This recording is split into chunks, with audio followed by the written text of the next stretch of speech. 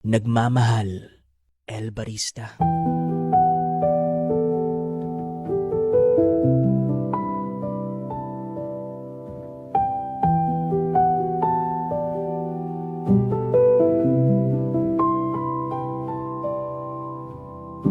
Tama talaga ang sabi nila na mahirap kalimutan ang taong minsan hindi mo man lang nahagkan. Yung tipo na magiging maganda sana ang kwento ninyong dalawa kung hindi lang naging malupit ang tadhana.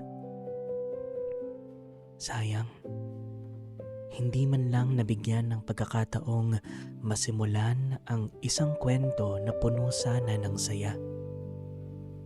Kaya tama talagang sabi nila, tama talaga na mahirap bitawan ang isang tao na minsan hindi mo man lang nahawakan. Yung kaya mo na sanang ibigay at isakripisyo ang lahat pero sa isang iglap natapos ang lahat. Biglaan. Dahil sa biglaan, nabigla ka ng lubusan. Ni wala man lang abiso, ni wala man lang babala, biglaan.